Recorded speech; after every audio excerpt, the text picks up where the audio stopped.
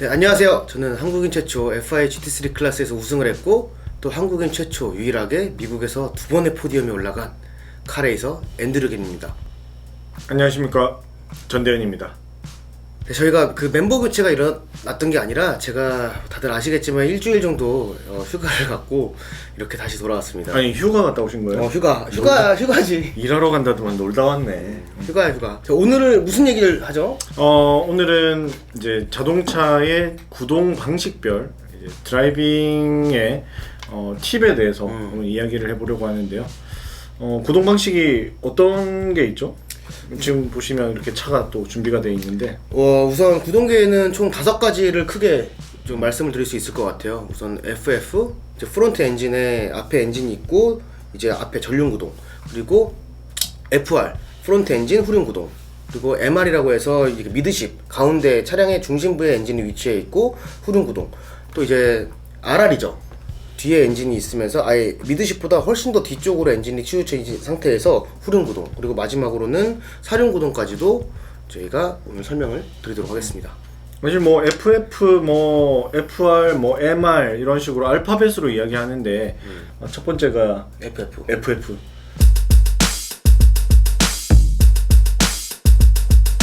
자, FF에 대해서 이야기를 해보면 사실 이 FF는 운전하기가 되게 좀 짜증나요. 그 어떤 의미냐면 그 FF는 그 구조상 언더스티어 베이스일 수밖에 없어요. 언더스티어가 많이 날 수밖에 없습니다. 왜냐면 엔진의 힘도 프론트 타이어가 감당해야 되고, 그리고 조향까지 프론트 타이어가 감당해야 되기 때문에 프론트 타이어가 너무 많은 일을 한다라는 거죠. 그리고 이 FF 구동 방식 차량은 사실 제조사 입장으로는 굉장히 구조적으로 싸게 좀 만들 수 있고 저렴하게 만들 수 있고, 그 대신 또 공간을 또 거주 공간, 실내 공간을 굉장히 넓힐 수 있는 장점은 있지만 이 드라이빙 운동 성능으로 봤을 때는 그 언더스티어의 한계는 어쩔 수 없다. 나는 조금 반대야. 왜냐면 우선 현대자동차에서 N들도 다 FF고, 그리고 우리가 오랫동안 혼다에서 나온 시빅들, 인테그라들은 사실 운동 성능이 막 떨어진다고 표현하기는 어렵지 않나? 그거는 이제 특정 목적을 가진 차량들, 모터스포츠 기반의 세팅의 차량들은 양산차라도 다를 수 있지만 제가 지금 기준으로 말씀드리는 거는 그냥 완전 일반 차량 기준으로 말씀을 드리는 거예요. 일단 기본적인 FF 차량의 그 운동 성능과 어떤 것을 집중을 해서 컨트롤해야 되는지 먼저 안내를 드리면, FF는 언더스티어 성향일 수밖에 없기 때문에 첫 번째로 주행 라인을 헤어핀 기준으로 봤을 때 CP 또는 에이펙스라 그러죠. 그것을 조금 더 늦게 보는 방법밖에 없어요. 탈출할 때. 그렇죠. 어떤 의미냐면 진입할 때 조금 코너를 크게 들어갑니다. 크게 들어가서 에이펙스를 최대한 늦게 보는 거죠. 탈출 때 직선 주로를 최대한 많이 확보해서 차를 컨트롤해야만 언더스티어를 최소화하면서 컨트롤할 수 있다는 거죠. 그쵸. FF는 조금 더 레이트 에이펙스를 보는 경우가 많은데, 그치. 그거는 형이 옛날 사람이니까 그렇게 타는 거고, 내가 또 FF 하면 또 저거든요. 사실은 TCR 코리아에서 또 화려한 퍼포먼스를 제가 또 보여주지 않았습니까? 일단 그 LSD가 있어요. LSD라는 것은 이 가속 페달을 밟을 때 또는 뗐을 때 이 구동계 안쪽 바퀴랑 바깥쪽 바퀴의 회전수를 맞춰주는, 확실히 가속 탈출할 때 훨씬 더 도움을 주는 게 바로 이 LSD인데, LSD가 장착되어 있는 차들 같은 경우에는 가속 페달을 조금 더 부드럽게 FR을 타듯이 점진적으로 밟아도 훨씬 더 회전이 잘 되는데, 옛날 사람이니까 자꾸 탈출할 때 직선을 최대한 만들려고 하는데, LSD가 있고 없고를 따지자면 LSD가 있는 차들은 그냥 가속 페달을 조금 더 일찍 밟아도, 왜냐면 LSD가 없는 차들은 그 코너 정점에서 악셀을 시작했을 때 안쪽 바퀴 겉돌잖아. 맞아. 그러니까 LSD로만 따졌을 때 LSD가 있는 차들이 코너 정점에서 가속 페달을 조금 더 일찍 밟을 수 있는 확률이 있지 않나. 그치. 그건 뭐 주행 라인은 사실 나는 스타일인 것 같아. 그리고 LSD가 없는 차들은 레이트 CP를 보는 게 맞고, LSD가 있는 차들은 자기가 이야기한 것처럼 정상적인 주행 라인을 선택하면서 가속 페달을 조금 일찍 밟아도 선회력을 조금 더 많이 가질 수 있다라고 정리를 할 수가 있는 거죠.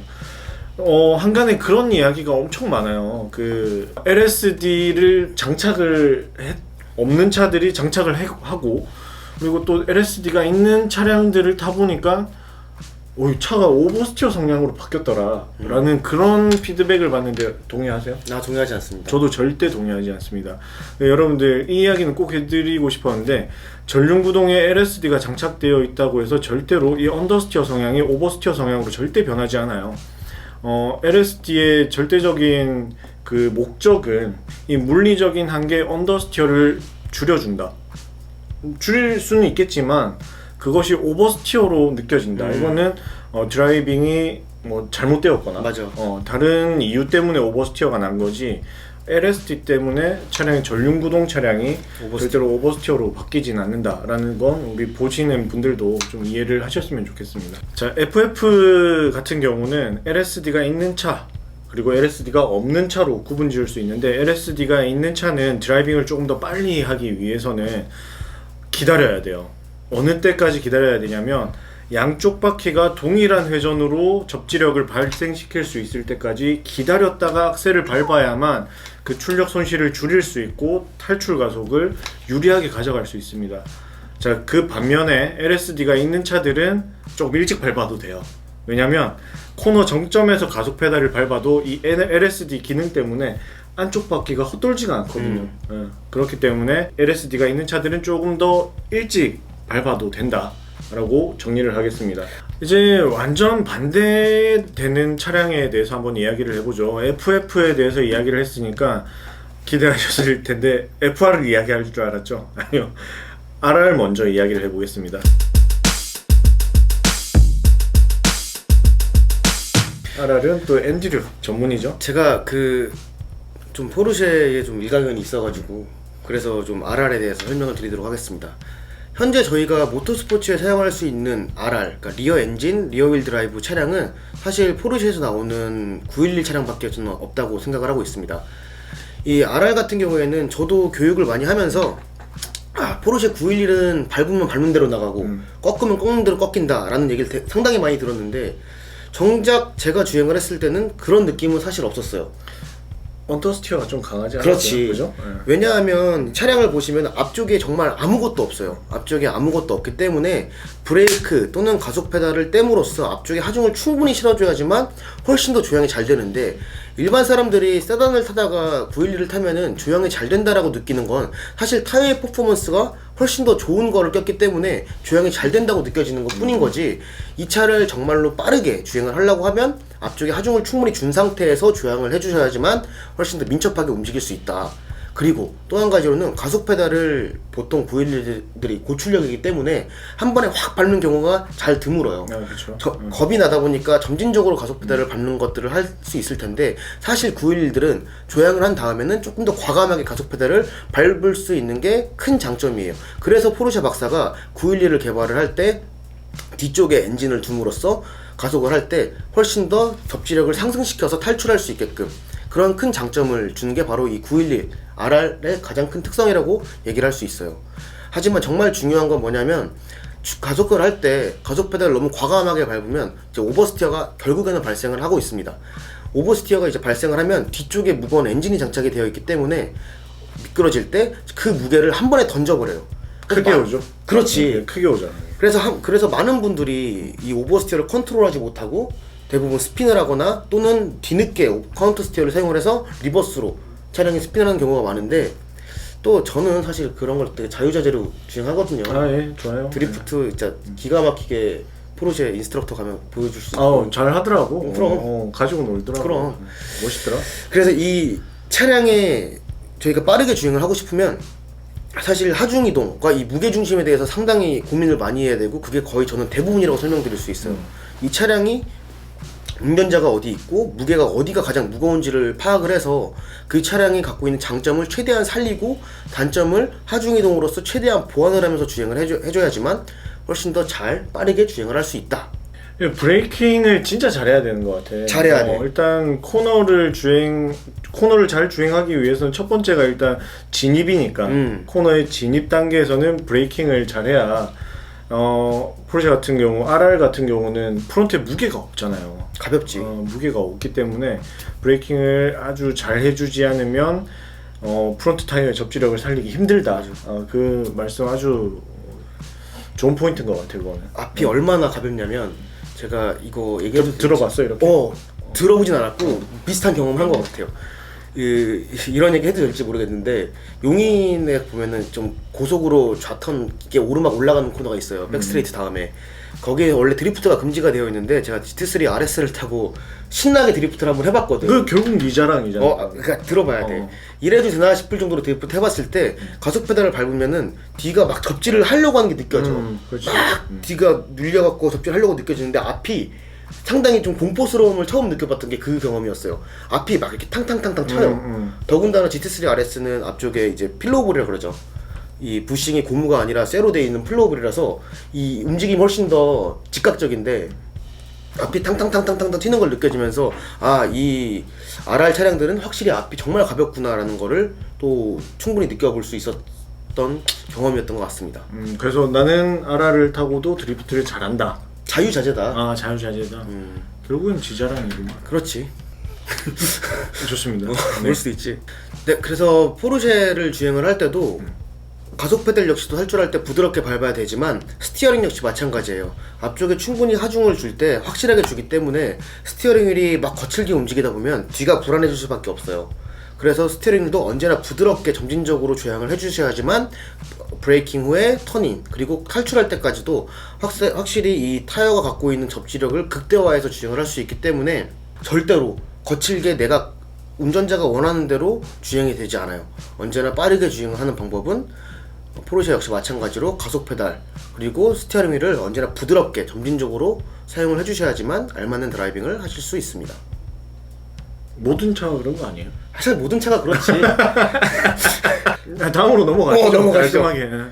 이제 그러면 다음은 우리가 한국 레이스카의 가장 또 전형적인 버전이죠. FR 앞에 엔진이 있고 후륜 구동. FR도 뭐 많이 접했죠. 저도 개인적으로 뭐 S2000도 가지고 있었고 그리고 뭐 제네시스 쿠페 레이싱카도 타보고 또 슈퍼 6000도 경험이 있었고. 그 얘기한다고? 그럼 얘기한다고? 한 바퀴에 없어진 내 꿈. 그렇지. 이제 마지막 코너에 두고 온대 재산? 이제 마지막 코너는 나 지분 있다. 그렇지. 그런 경험 때문에 또 제가 좋은 또 드라이버가 할 수가 있는 거죠.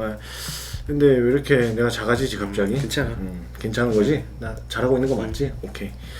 그 FR 같은 경우는 사실 좀 차종에 따라 달라요. 밸런스에 따라 다르고 많이 다르지. 프론트에 엔진이 있고 구동축이 뒤에 있기 때문에 우리 혹시 들으는 제로 카운트라는 이야기 들어봤어요? 아니 나 가레에서 앤드류야. 들어봤어? 제로 카운트를 내가 얼마나 잘하는데. 쓸 수 있어? 아이, 잘 쓰는구나. 내 코너 보여줄까? 오케이. 그 제로 카운트라는 이야기가 있어요. 그 카운터를 우리가 만약에 우회전을 했을 때 주행을 하다가 오버스티어가 났다. 그럼 카운터 스티어를 하잖아요. 이게 정방향보다 많이 넘어가면 저항이죠. 그 드리프트가 돼버리는 거죠.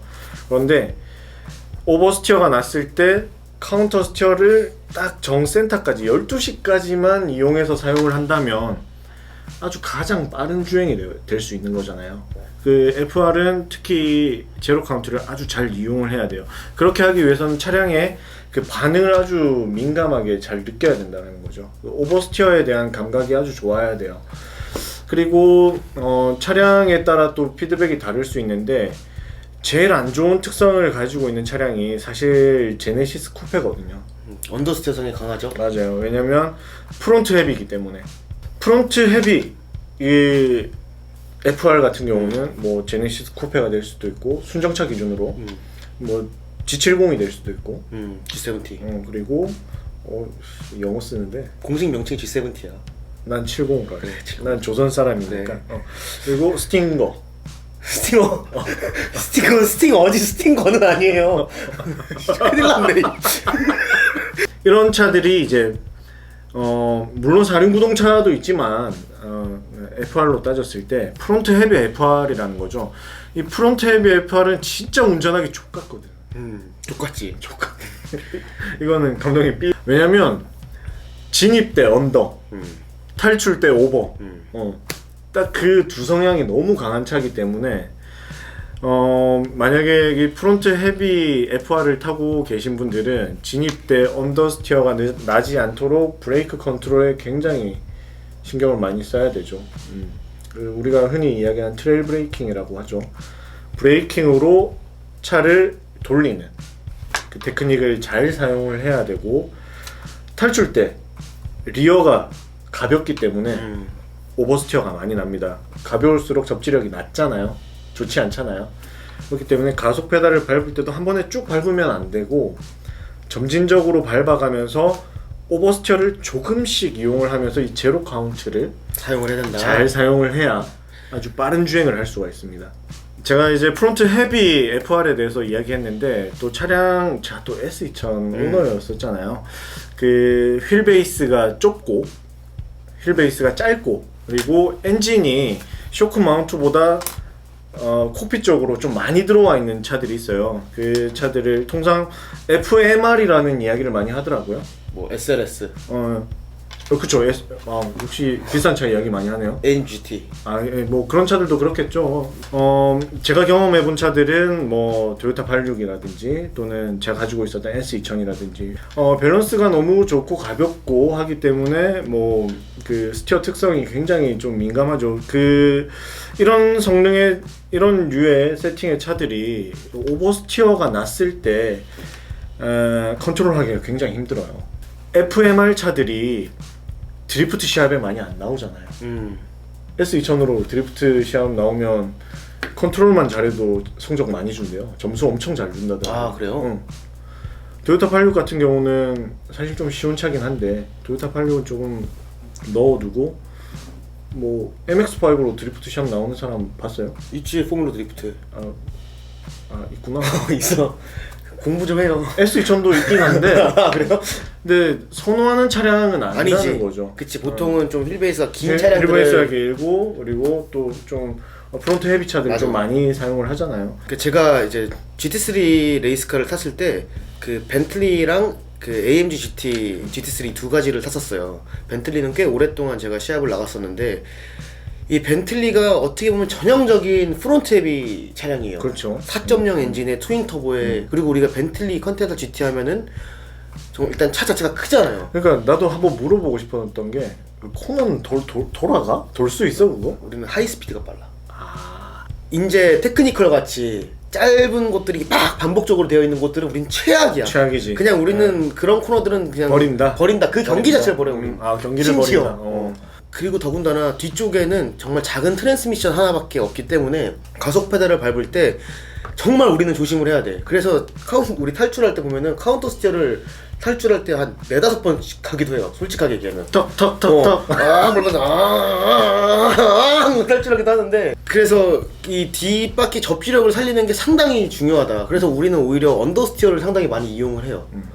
언더스티어가 워낙 강한 차기 때문에 일부러 스티어링 휠을 더더욱 일찍 꺾어서 언더스티어가 이미 발생할 걸 예상을 해서 에이펙스에 어프로치를 한다거나 그런 주행 방식을 많이 사용하는 반면에 AMG GT는 FMR. 일단 엔진도 훨씬 더 운전석 쪽에 가깝게 그렇지. 있을 뿐더러 운전석 역시도 뒷바퀴 훨씬 더 맞아. 위치를 해 있기 때문에 이 무게 배분이 벤틀리보다는 훨씬 더 뛰어나더라고. 엄청 좋지. 이 운전자의 주행 필링은 프론트 헤비의 뒤에가 너무 가벼운 그런 FR보다는 확실히 조금 더 무게 중심을 운전자한테 가깝게 한 뒤쪽의 무게 역시도 신경을 쓴 그런 FR 차량이 훨씬 더 주행하기에는 수월하고 편안했고 더욱더 빠르게 주행하기 쉬웠다. 근데 컨트롤하기는 초심자가 느끼기에는 훨씬 더 까다로울 수 있다라는 거지. 내 이야기는. FMR 차들은 조금 초심자가 접하기에는 좀 까다롭다. 왜냐? 극 오버스티어 성향이라고 느낄 수가 있거든. 근데 일반적으로 그 운전자들이 느끼기에 편안한 컨트롤은 언더스티어 컨트롤이에요. 그렇지. 안전하니까 부담스럽진 않거든. 오버스티어가 많이 나면은 초심자는 좀 위험할 수 있다. 두렵지. 라는 거를 좀 알려드리고 싶네요. 그러신 분들은 이 전자제어 장비를 끄지 마세요. 안 끄는 게 좋아. 진짜 끄면 그냥 그 버튼 한 번 눌렀다가 내 재산에 얼마나 그냥, 막대한 그럼. 쇼미더머니. 전자제어 장비를 끈다고 해서 차가 극단적으로 빨라지는 게 아니에요. 이런 미끄러뜨린 것들을 충분히 컨트롤하고 이용할 수 있어야지만 빠르게 주행할 수 있는 거라서 끄지 말고 이 차를 충분히 컨트롤해보고 그 전자제어 개입이 되더라도 카운터 스티어를 한 번씩 해보면서 충분히 내 차가 언제쯤 오버스티어가 되는구나. 그렇지. 또는 가속 페달을 밟을 때 깜빡깜빡깜빡 이 미끄러지는 표시가 보일 거예요. 그렇지. 그럼 내가 가속 페달을 좀 과하게 밟았구나 라는 거를 인지하면서 주행하시면 훨씬 더 안전하게 돈을 아끼면서 주행할 수 있다. 좋습니다. 이제 FR에 대해서는 여기까지 정리를 하고 이제 나는 안 타본 차.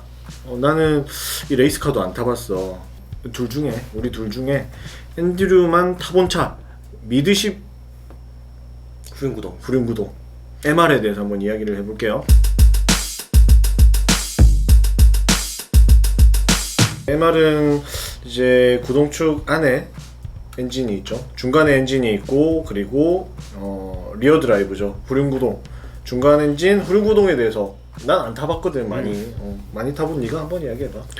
우선 MR 차량들은 우리가 흔히 볼 수 있는 슈퍼카의 형태를 좀 띄었다고 설명을 드릴 수 있어요. 맥라렌, 페라리 458, 488, 람보르기니 우라칸 아벤타도르, 그리고 우리 가장 친숙하게 경기장에서 볼 수 있는 이제 포르쉐 박스터, 카이멘까지도 이런 MR 차량이라고 설명을 드릴 수 있는데, 사실 MR 차량은 FMR이나 RR이랑 상당히 비슷해요.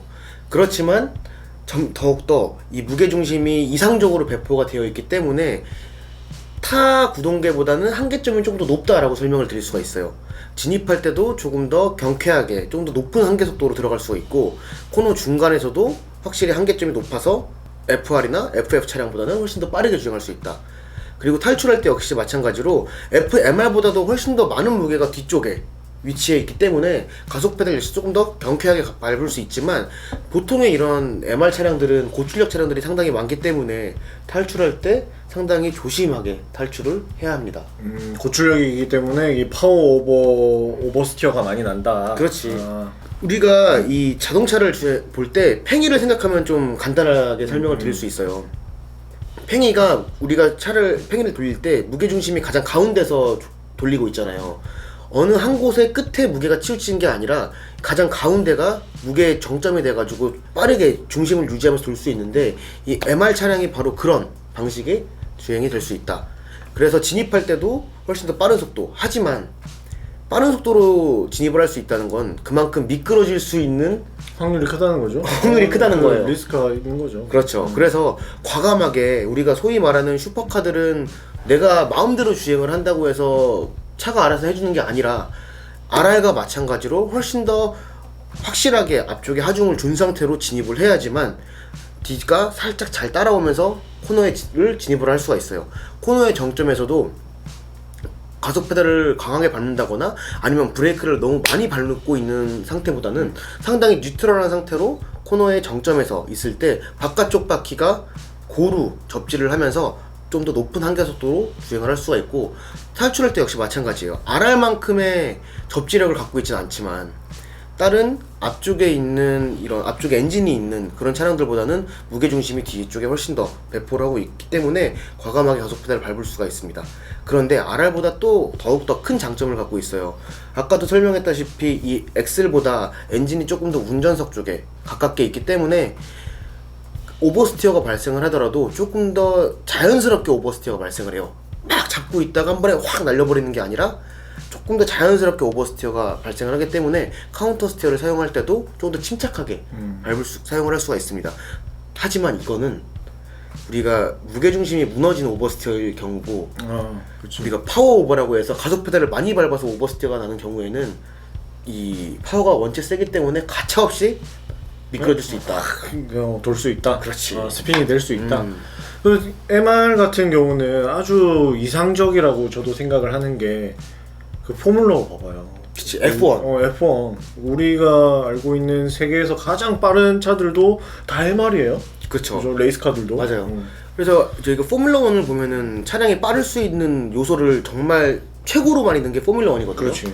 그래서 어떤 구동계가 가장 빠르냐라고 물어보면 자신있게 F1이라고, MR이라고 설명을 드릴 수가 있어요. 왜냐하면 포뮬러 1의 형태 자체가 그렇게 되어 있기 때문에 무게중심이 최대한 가운데 위치를 하고 있고, 그리고 후륜구동을 사용을 하고 최대한 경량화를 사용을 한 게 확실히 가장 빠른 차가 될 수 있다라고 말할 수 있죠.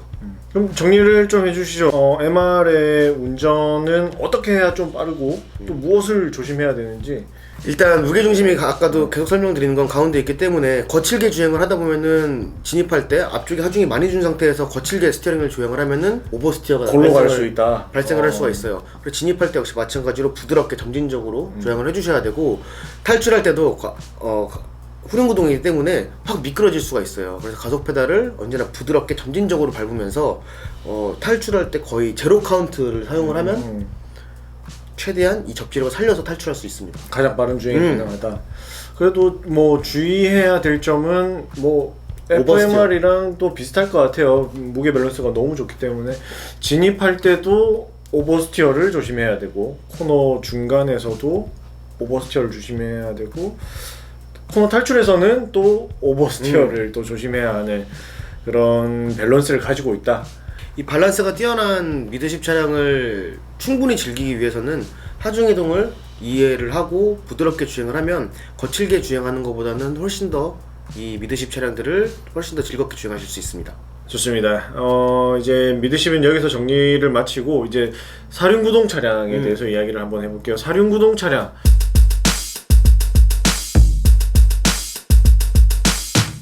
또한 경험이 많이 없어요. 그리고 우리 또 공교롭게도 엔드류가 현재 자가용으로 또는 또 뭐 소장용 차로 가지고 있는 차들이 다 사륜이에요, 사륜. 그래서 한간에 이런 이야기를 많이 엔드류가 듣죠.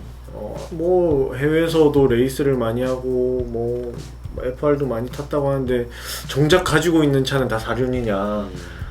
사륜 의존도가 많이 높은 거 아니냐? 의존도가. 일단 사륜구동도 특성을 갖고 있는 사륜구동이 다양하게 있죠. 일단 미쓰비시 랜스 에볼루션이나 스바루 임프레자 같은 사륜구동이지만 경량 사륜구동이 있고, 또 포르쉐 터보 S라던가 뭐 까레라 4S 같은 후륜 베이스의 사륜구동들이 있어요. 또는 제가 뭐 타고 있는 아우디 RS7 같이 무겁고 큰, 그리고 기계식 사륜구동이 존재를 하고 있습니다. 이 사륜구동은 이 차량들이 갖고 있는 특성에 따라서 주행하는 방법이 상당히 차이가 나는데, 우선 제가 미쓰비시 랜스 에볼루션을 예로 경량 사륜구동을 주행하는 방법을 좀 설명을 드리도록 할게요. 경량이다 보니까 FR보다는 훨씬 더 진입할 때 경쾌하게 진입이 가능해요. 그리고 탈출할 때는 이 네 바퀴가 한 번에 접지를 하고 이 가벼운 차체를 네 바퀴의 접지력으로 충분히 폭발적으로 가속을 할 수 있어요. 그래서 훨씬 더 경쾌한 주행을 할 수 있다. 하지만 주행을 하다 보면은 역시 전륜 베이스다 보니까 앞바퀴가 좀 푸시 언더스티어를 발생을 하려고 하는 성향이 좀 강해요. 차량을 한 번에 많이 조향을 해놓은 다음에 과감하게 가속 페달을 밟는 게 가장 이상적으로 사륜구동, 경량 사륜구동을 주행을 하는 방법이 될 수 있습니다. 그러면 이제 후륜 베이스의 사륜구동 같은 경우에는 저는 물론 사륜구동이 들어가면 확실히 FR보다는 무게가 늘어나기 때문에 진입할 때에 좀 언더스티어가 많이 발생하는 것은 상당히 존재를 합니다. 하지만 탈출할 때의 느낌이 저는 가장 좋다고 생각을 해요. 오버스티어가 살짝 발생을 해도 전혀 두렵거나 부담스럽지 않거든. 약간의 카운터 스티어를 정말 자연스럽게 돌아가는 양만큼 사용한 다음에 가속 페달을 막 밟고 있으면 자연스럽게 내가 정말 빠르게 탈출할 수 있거든. 하지만 여기서 많이들 실수하는 게, 오버스티어가 발생한 상태에서 가속 페달을 밟는데 이 핸들을, 스티어링 휠을 풀어주는 걸 안 하면 왕 탈출하다가 반대로 이렇게 돌아버리는 경우가. 반대로 이렇게. 그렇지. 그래서 사륜구동이 사고가 날 때 정말 크게 발생을 해요. 왜냐면 이 스핀을 하는 속도가 상당히 빠르고 앞바퀴가 한 번에 접지를 하기 때문에 부드럽게 스핀을 하는 게 아니라 접지를 하면서 벽으로 강하게 사고가 나는 경우가 상당히 많기 때문에 조금 더 이 차량의 움직임을 확실하게 느끼면서 탈출을 해야 된다. 그리고 이제 좀 덩치가 큰 무거운 기계식 사륜구동에 대해서 설명을 하면, 공도에서는 저는 250% 만족을 해요. 그건 뭐 사륜 의존도가 높으니까. 아니, 그게 아니라 1년 365일 눈이 오나 비가 오나 물론 뭐 눈이 오면 스노우 타이어, 윈터 타이어를 장착하는 게 좋긴 하지만 언제든지 FR보다는 후륜구동보다는 훨씬 더 경쾌하게 가속 페달 밟을 수 있고. 공도에서 어. 공도에서 경쾌한 거 좋아하시는구나. 왜 안 돼? 네. 자신 있게 주행할 수 있고. 난 두렵지 않거든. 그렇죠. 뭐 악조건 미끄러운 노면에서 훨씬 더 안정감을 가질 수 있죠. 그런데 경기장에서는 그 무게가 정말 나는 느낌이 별로였어. 진입할 때도 언더스티어가 상당히 강하고 코너 중간에서도 타이어가 막 아우성 치는 게 들려. 아, 그렇지. 일단 차가 무겁기 때문에. 그렇지. 그리고 탈출할 때도 이 뒤가 경쾌하게 싹 말리는 게 아니라 앞바퀴가 역시 언더스티어가 발생하고 차가 무겁기 때문에 그냥 주구장창 진입부터 탈출할 때까지 오버스티어예요. 빠르게 주행하는 방법은 브레이크의 과부하를 최소화시켜서 남들보다 일찍 브레이킹하고 조금 더 천천히 더 느린 속도로 진입한 다음에 탈출할 때는 기다렸다가 차량이 완전히 회두가 된 다음에 가속 페달을 밟아야지만 잘 주행할 수 있는 방법이다. 그래서 느낌이 썩 좋지는 않다. 저도 그 4륜구동 레이스카라고 하기에는 조금 좀 부끄러운 수준의 튜닝이었는데 그 GTR 3으로 스프린트 레이스를 출전을 한 적이 있었어요. 약 한 10년 전인데 아주 좀 묘한 느낌을 받았어요. GTR 3호 같은 경우는 이제 뭐 FR 그 후륜구동 베이스에 4륜구동 그리고 프론트 헤비 차량이기 때문에 진입 때 언더스티어를 좀 많이 경험을 했고 진입 이후에 내가 원하는 그 목표점에서 에이펙스에서 가속 페달을 밟았을 때 오버스티어가 나긴 나. 오버스티어가 조금 나면서 사륜구동이 똑똑하더라고. 오버스티어가 조금 났을 때 바로 프론트에서 끌어버리더라고. 그래서 이건 묘한 느낌을 받아서 이거는 조금 더 과감하게 운전을 해도 되겠구나. 조금 더 한편으로 이런 생각도 들었어요. 막 해도 되겠구나 운전을. 막 해도 어느 정도 차가 좀 받아주겠구나 라는 그런 좀 느낌을 받았었어요. 많은 분들이 그런 생각을 하죠. 사륜구동은 가속 페달 밟아도 오버스티어가 발생하지 않으니까 막 해도 된다. 그 드라이버니까 막 해도 되는 거지. 그렇죠. 실제로 막 하다 보면은 곤란하지. 정말 막이에요. 그리고 차가 막 없어질 수도 있고. 그럼 이 GT R35 같은 경우에 또 아테자 시스템이 장착이 되어 있기 때문에. 아테자 맞아. 아테사 아니야? 비슷해. 오케이. 아테자 시스템이 장착되어 있기 때문에 이 전자식으로 앞뒤에 구동 배분을 하면서 훨씬 더 접지력을 높여주는 역할을 하고 있어요. 저도 참 GTR 좋아하는 차량이긴 한데 한편으로 또 이렇게 정리를 할 수 있을 것 같아요. 그 사륜 시스템, 사륜구동 차량인데도 불구하고 이제 프론트 엔진 사륜구동, 미드십 사륜구동, 리어 엔진 사륜구동이 있잖아요. 그 사륜구동 방식에 대해서는 이제 엔듀류가 운전에 대한 팁을 줬는데 그 운전에 대한 거는 그 앤드류가 이야기한 거에 대한 이견은 없어요. 근데 저는 좀 정리를 하고 싶은 게 프론트 엔진 사륜구동은 그 전륜 베이스냐 후륜 베이스냐에 따라서 전륜 구동의 느낌을 많이 가지고 있거나 또는 후륜 구동의 느낌을 많이 가지고 있는 그런 성향 차이가 또 있을 것 같고 미드십 사륜 구동은 우리가 이야기했던 FMR이라든지 MR이라든지의 운전 포커싱을 맞춰서 그 사륜 시스템을 잘 이용해야 하고 좋아하는 포르쉐 같은 경우 리어 엔진 사륜 구동 같은 경우는 정말 말해줬던 RR 운전 방법에 기초한 사륜 구동 시스템을 잘 이용해야 된다. 그렇게 정리를 해도 될까요? 네. 확실히 사륜구동이 안정적이긴 해. 전 그래서 사실 지인들한테 차량 추천할 때는 공도 차량으로는 사륜구동 추천을 많이 해요. 사륜 의존도가 높네. 야 랠리 나가지 그랬냐? 요거 타지 그랬어 요거. 자 이제 저희가 구동 방식에 따른 운전에 집중해야 되는 어떤 팁에 대해서 이야기를 했는데 여러분들 다양한 차종을 가지고 계실 거예요. 저희의 어떤 이야기들이 좀 조금이나마 여러분들이 가지고 계신 차종에 좀 이해를 좀 높이는 계기가 되었으면 좋겠고 여러분들 모든 이야기든 다 좋습니다. 우리 그 1, 2편에 대한 댓글을 봤는데 자동차에 대해서 운전에 대해서 좀 그런 질문들을 좀 많이 주시면 좋겠다 라는 그런 생각을 좀 해봤어요. 본인 좀 어떻게 생각해요? 저희한테 궁금한 거 운전, 차량 뭐 오늘 설명을 드렸던 것 같이 다양한 경험이 있고 또 전륜구동 차량부터 뭐 슈퍼카까지 다양한 경험을 토대로 저희가 설명을 드릴 수 있습니다. 그래서 궁금한 점이 있으면 저희 인스타그램 DM이라던가 또는 이 영상 댓글에 댓글을 달아서 질문을 해주시면 성실하게 답변을 드리도록 하겠습니다. DM 하나도 안 왔어 나. 나도 안 왔어. 너 안 왔어? 안 왔구나. 보민 누나한테 갔을까? 갔을 수도 있어. 그래. 다음에 네. 또 봬요. 좀 도와주십시오. 도와주십시오. 뿅. 술 먹으러 가자. 그래 가자. 이제 가자.